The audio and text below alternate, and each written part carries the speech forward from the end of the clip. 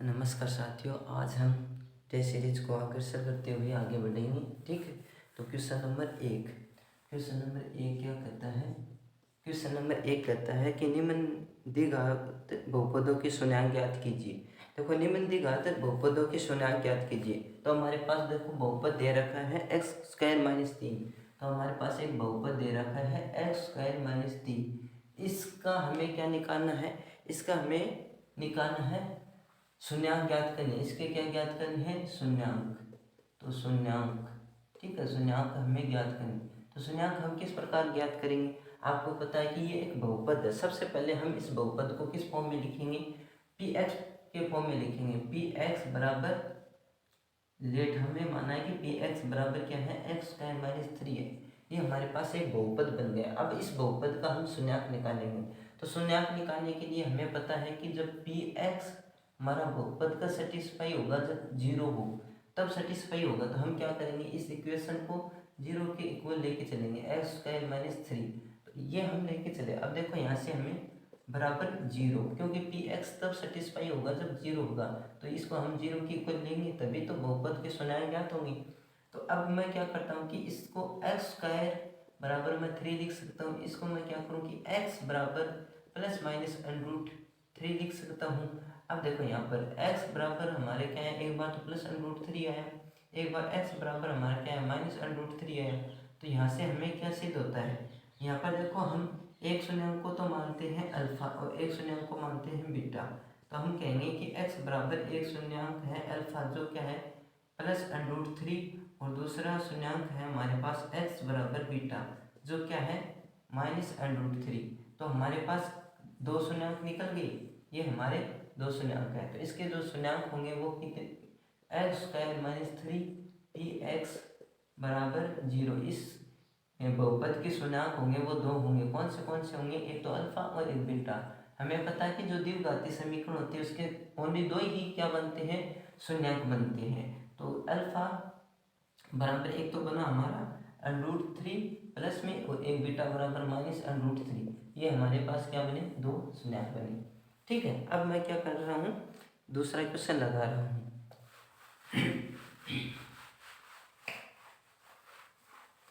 Question number 2 क्या कह रहा है? एक हमारे पास एपी का क्वेश्चन है, एपी, ठीक है। एक हमारे पास एपी है, लेकिन एपी के बारे में वो अच्छी तरह से डिस्कस नहीं किया है। लेकिन एपी के बारे में क्या कहा है कि 51 पदों का योग। देखो, क्वेश्चन पढ़ रहा हूँ कि उस एपी के प्रथम 51 पदों का योग याद कीजिए, जिसके दूसरे और तीसरे पद क्रमशः 14 और 18 है। देखो, हमारे पास पहला पद, दूसरा पद, तीसरा पद, चौथा पद, इस प्रकार हमारे होते हैं। लेकिन उसमें क्या कहा गया है? पूछा तो हमें 51 पदों का योग। यहाँ पर देखो क्या बोला गया है? 51 पदों का योग। तो इसका मतलब यहाँ से आपको क्या समझना होगा? 51, देखो पदों से पहले क्या आना है? 51। तो ये तो बन जाएगा n बराबर 51। और इस पूरी लाइन को निकालना, यहाँ से लेके यहाँ तक निकालना है। तो हमें क्या निकालना है? an या योग है तो योग निकालेंगे। तो क्या निकालेंगे? SN, या हम क्या निकालेंगे? S51। ये हमें निकालना होगा। अब देखो, आपके पास n 51 है, SN 51 निकालना है। तो इसमें दो चीज दे रखी है, एक तो दूसरा पद दे रखा है।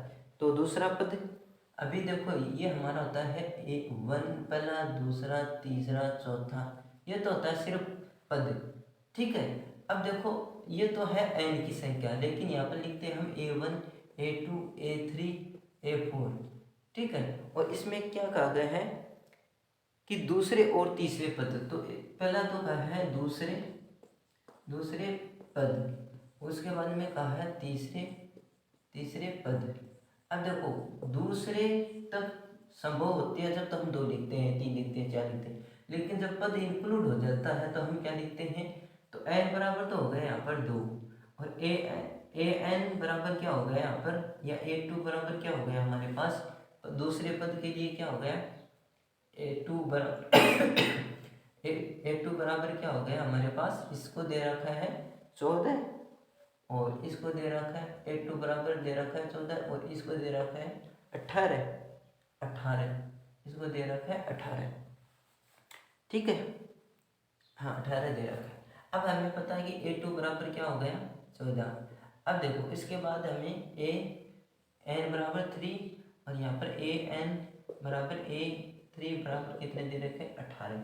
अब देखो हम ये चीज़ तो पकड़ ली, लेकिन सबसे पहले हम क्या करते हैं कि हमारे जो पूरी सिस्टम होता है एपी का, उसमें हम सबसे पहले एपी की जांच करते हैं। क्या एपी की जांच करते हैं, तो ए हमारे पास है या नहीं। तो देखो ए हमें नहीं दिया हुआ है, अभी तक ए नहीं दिया हुआ है, लेकिन डी अभी तक दे रखा नहीं है। लेकिन हम देखो ये तो दूसरा पद है और ये तीसरा पद है, A2 और ए तीसरा पद है। अब यहाँ से हम क्या कर सकते हैं कि A2 निकाल सकते हैं, क्योंकि ए के पद में इंक्रीमेंट किया गया है, ए के बाद दूसरे पद का जिक्र किया गया है। तो हम क्या करेंगे A3 माइनस A2 निकाल देंगे ना। तो हम 18 में से 14 निकालिए तो हमारे पास डी कितना आ गया, डी आ गया हमारे पास 4। ठीक है, अब देखो डी की वैल्यू आ गई, ए की वैल्यू हमारे पास है नहीं। और उसके बाद में हमें क्या चाहिए, एन चाहिए। एन देखो एन की वैल्यू 2 भी दे रखी है, 3 भी दे रखी है। सपोज करो हमारे पास 2 और 3 है। अब हमारे पास ए एन की वैल्यू भी है क्या, ए एन की वैल्यू भी है, कितनी है, ए एन की वैल्यू A2 है और A3 है, ये 2 वैल्यू दे रखी है। अब देखो एस एन का सूत्र ये कहता है कि एस एन बराबर क्या कहता है, एन बटे 2 bracket 2a plus N minus 1 into D, ये कहता है। देखो इसमें आपके पास एन है, एन तो है 2 और 3, ठीक है, लेकिन ए हमारे पास नहीं है, एन है, डी हमने निकाल लिया। तो हम देखो सबसे पहले तभी चीज़ संभव होती है जब आपके पास ए हो, तभी आगे की प्रोसेसिंग आप कर सकते हो।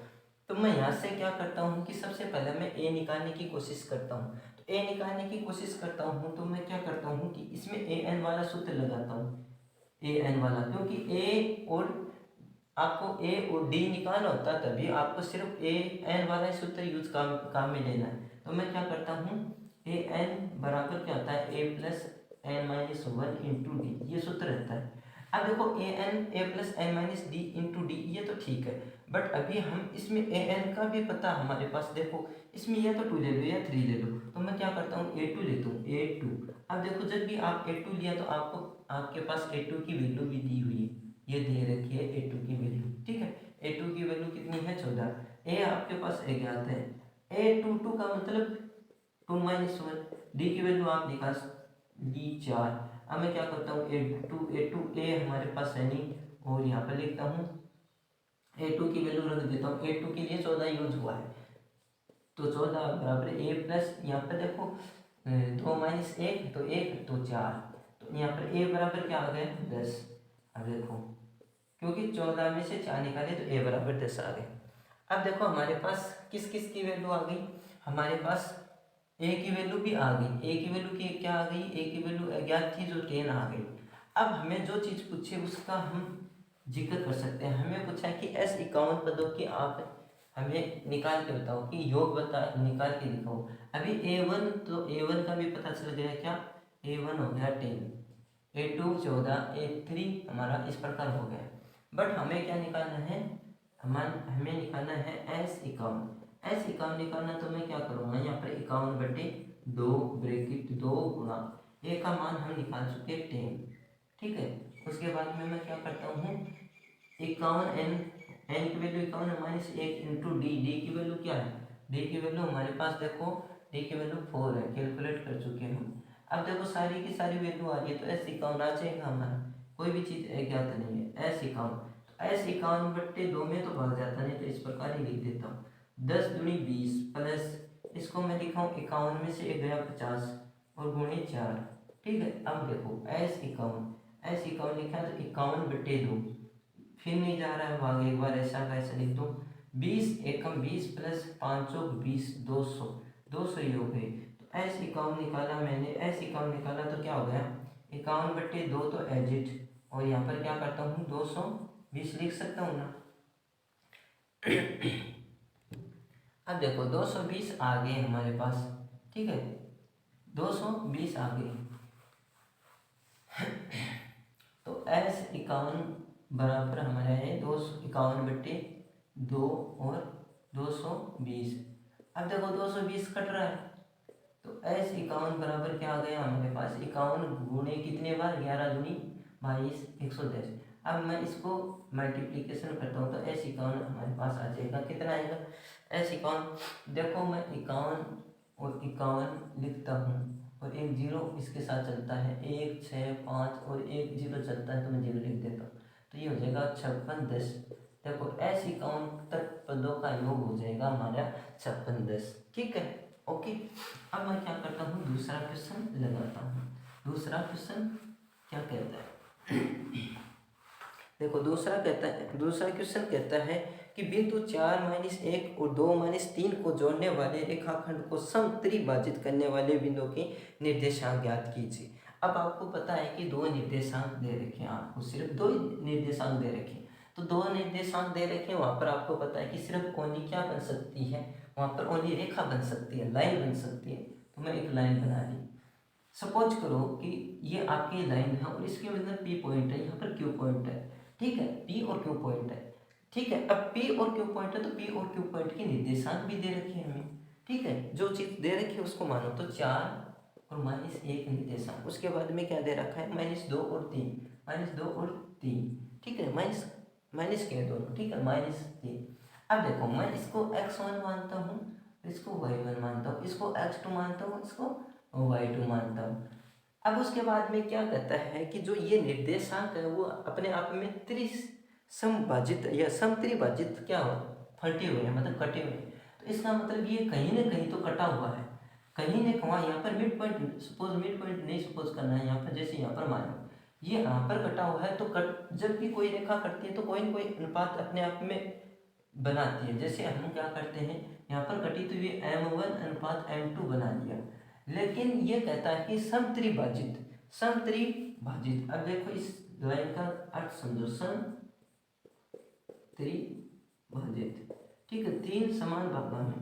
अब देखो यह कोई लाइन है, एक यहाँ से कटा, तो यहाँ पर अगर समत्रिभाजित करो, सम मतलब होता है जोड़। ठीक है, जोड़, और त्रि मतलब त्रिभाजित हो जाए, 3 हो जाए, मतलब जोड़ करा तो 3 हो जाए।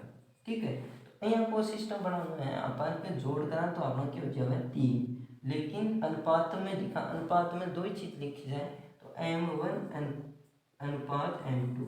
ठीक है, तो मैं इसको क्या लिखूंगा, जैसे योग आपको पता है कि 1:2 लिख सकते हैं, 2:1:3, या लिख सकते हैं 2:1। तो इसके अनुपात में लिखूंगा तो 1:2, मैं जोड़ा तो मेरे पास 3 बन गया, 2:1:3। अभी 2:1 भी ले सकता हूँ, तो जोड़ा तो 2:1।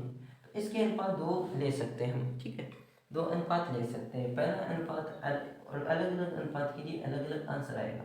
देखो 1:2 लिया मैंने, उसके बाद में क्या किया, 2:1 लिया। ठीक है, इस समत्रिभाजित का मतलब ये होता है। अब देखो उसके बाद में हमें पता है कि जब कहीं भी आपकी ये रेखा कटती है तो वहाँ पर अपने आप में एक निर्देशांक बना देती है, तो वो निर्देशांक क्या होंगे, x y।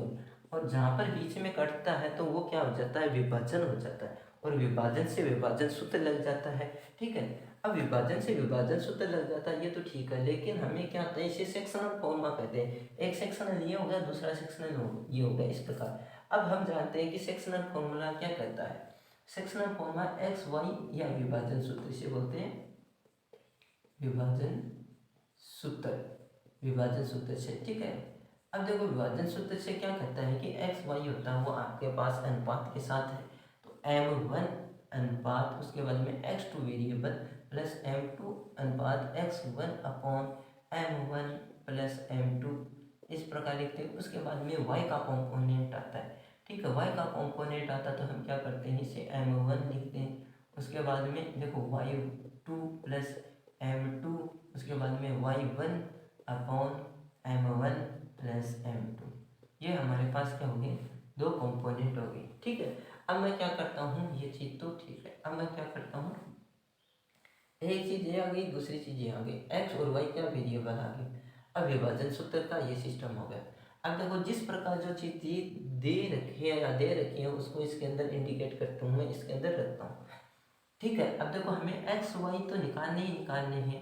क्यों, क्योंकि एक्स वाई हमें पूछा कि विभाजन हुआ, इस रेखा का विभाजन कहाँ पर हुआ, तो एक्स वाई हमें पूछा है। अनुपात क्या दे रखा है, सपोज करो अब हमने पहले ये अनुपात लेना है, ये अनुपात से हम करेंगे नहीं, आपको करना होगा ये अनुपात भी चेंज करके कर सकते हो। जैसे और देखेंगे।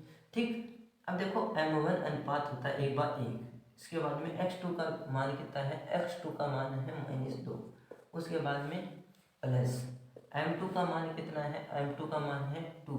उसके बाद में इंटू x1 का मान कितना है, x1 का है 4 बट्टे कितना 1 + 2, मतलब संत्रिभाजित में है। ठीक है, उसके बाद में y कॉम्पोनेंट के लिए क्या कर रहा हूँ मैं, 4 और -2। ठीक, -2 और 4। ठीक है, y कॉम्पोनेंट के लिए देखो अनुपात में कोई परिवर्तन नहीं होगा, सिर्फ इसमें परिवर्तन होगा वेरिएबल में। ठीक है, m2 का मान कितना है 2 और गुणा y1 का मान कितना है, y1 का मान है -1 अपॉन 1 + 2। इसको मैं इसमें लिखता हूँ। अब देखो मैं क्या करता हूँ कि x और y निकालता हूँ। अब देखो पूरी मेरी मैथ बन गई है, ये भी मैथ है, ये भी मैथ है। तो -2 और +4 दूनी 8/3। उसके बाद में -3 प्लस -2 बट्टे ब्रैकेट में लिखेंगे। ठीक है, और +3। अब देखो मैं इसको सोल्व करता हूँ, x और y करता हूँ तो यहाँ पर कितने बच्चे 2 निकले तो 4/3। ठीक है, उसके बाद में मैं क्या करता हूँ, यहाँ पर कितने बचे -3 और -2, तो -3 और -2 -5/3। देखो ये बिंदु 4/3 एक बार का बनेगा 4/3 और -5/3 ये बिंदु बनेगा। इस बिंदु पर वो रेखा कटी है। इससे हमें अनुपात भी पूछ सकता है, लेकिन कब पूछेगा, जब वो बिंदु देगा। अब बिंदु दे रखा तो वो अनुपात पूछेगा, इस प्रकार वो पूछता है। अब हम क्या करते हैं, इसको 2:1 से भी चेंज कर सकते हैं। तो 2 से चेंज करें हैं तो यहाँ पर सिर्फ अनुपात ही क्या होगा, चेंज हो जाएगा। यहाँ पर 2 हो जाएगा और यहाँ पर 1 हो जाएगा।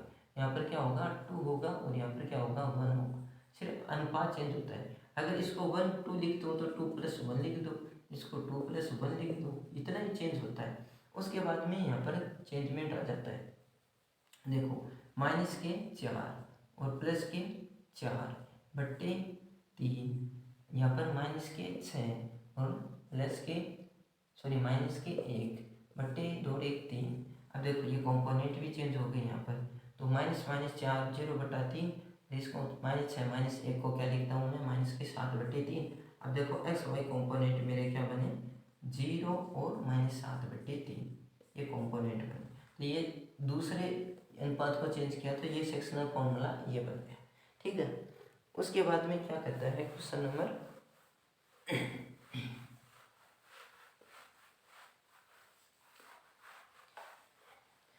क्वेश्चन नंबर 4 क्या कहता है, क्वेश्चन नंबर 4 कहता है कि 2 सेकेंडरी वृत्तों की त्रिज्याएं 5 सेंटीमीटर तथा 3 सेंटीमीटर है। बड़े वृत्त की उस जीवा की लंबाई ज्ञात कीजिए जो छोटे वृत्त को स्पर्श करती है। तो देखो अभी आपके पास क्या है, 2 वृत्त दिए हुए हैं।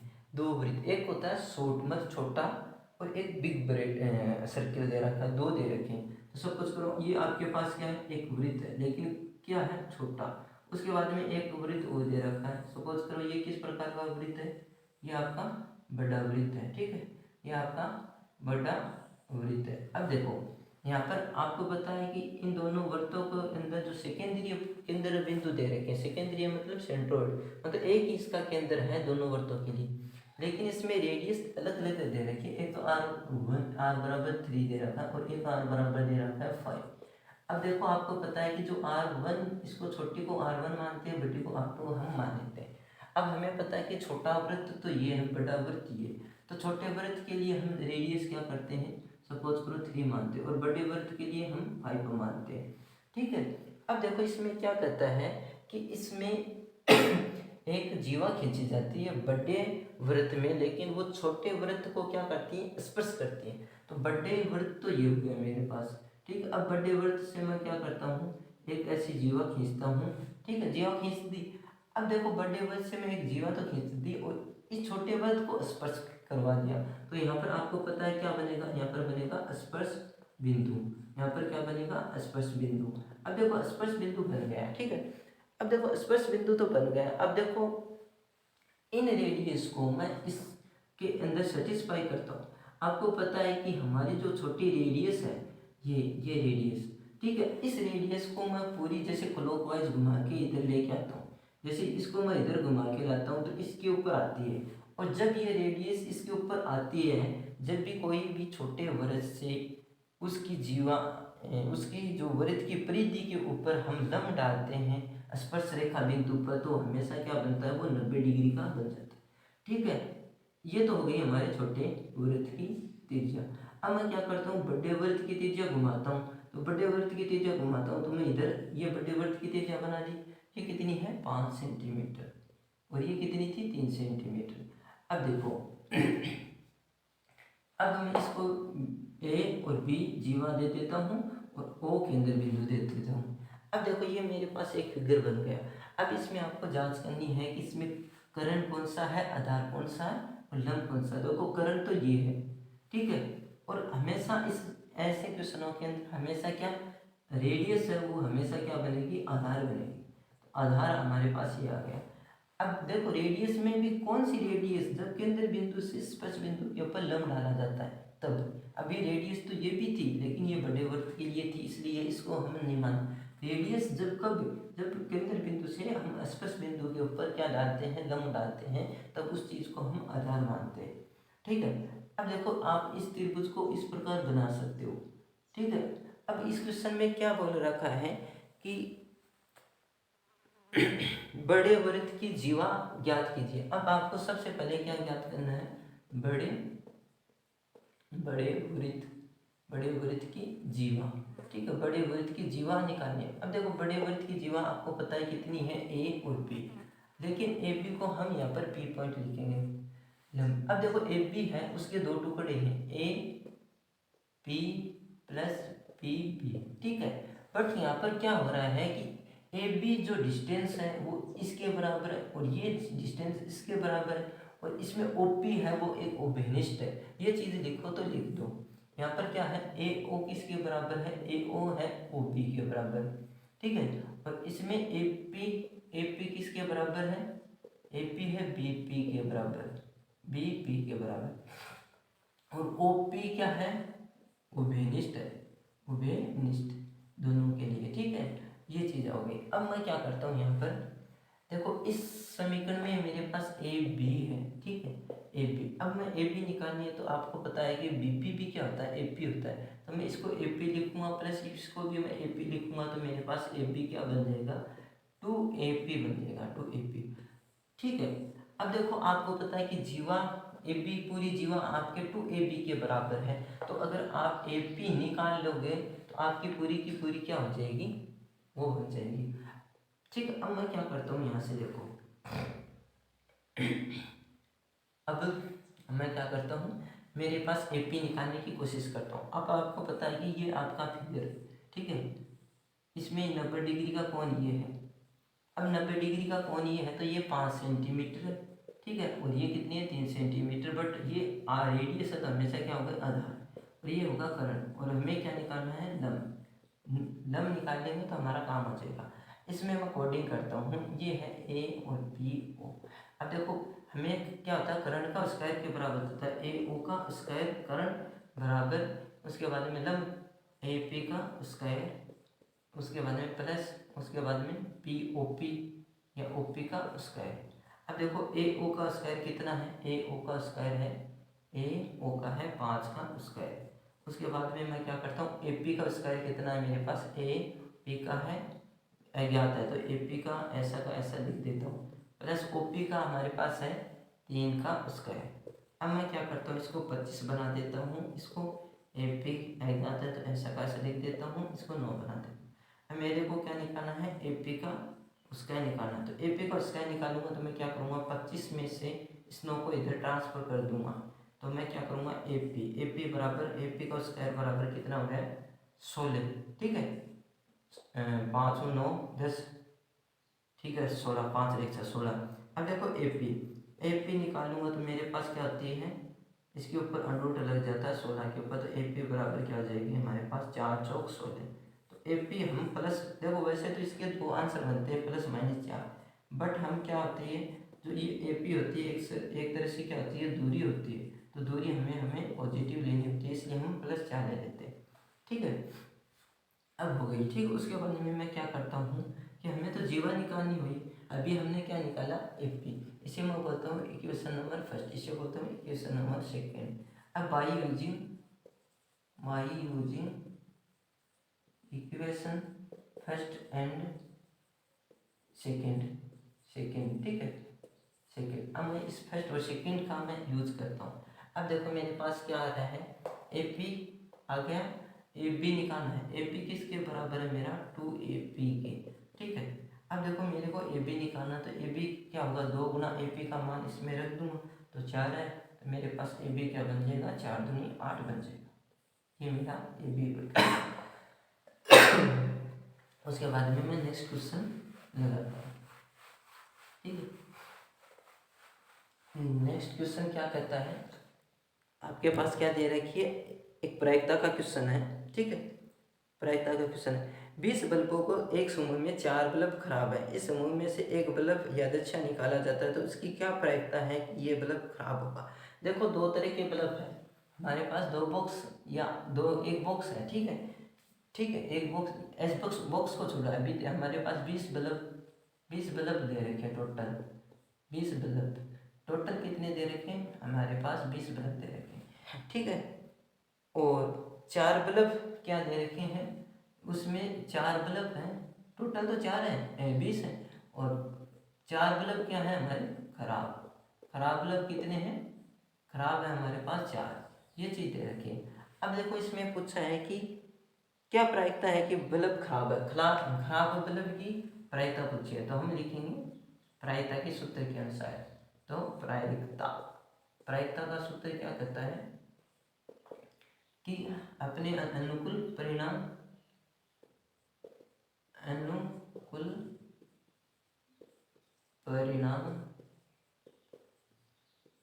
बटा कुल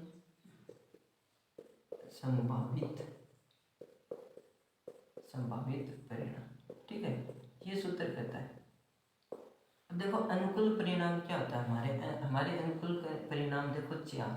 अब देखो सबसे पहले आपके पास ये आपका एक बक्स आया है पार्सल के थ्रू से, ठीक है, इस बक्से में क्या आते हैं, 20 बल्ब आते हैं, तो 1 2 और 3 और 4, 1 2 3 4 5, तो 1 2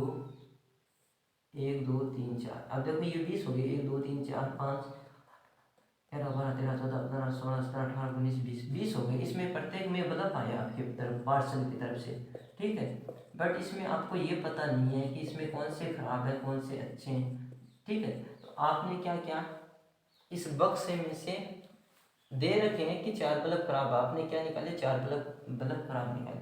जैसे ये बल्ब खराब हो गया, ये बल्ब खराब हो गया, इस सीरीज में ये बल्ब खराब हो गया, ये बल्ब खराब हो गया, तो इस पार्सल की तरफ से ये प्रायिकता बन जाती है। तो क्या बनाऊंगा कि अनुकूल परिणाम कितने हैं, अनुकूल का मतलब अपने अनुसार अनुकूल खराब कितने निकले, तो खराब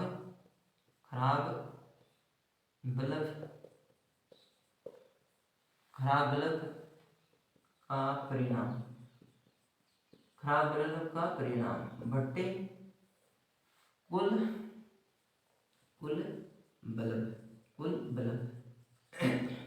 बल्ब का परिणाम, कुल बल्ब का परिणाम। अब देखो आपको पता है कि खराब बल्ब कितने हैं, इसमें पूछा है एक बल्ब खराब की प्रायिकता या खराब बल्ब की प्रायिकता, खराब बल्ब की प्रायिकता ये पूछी है।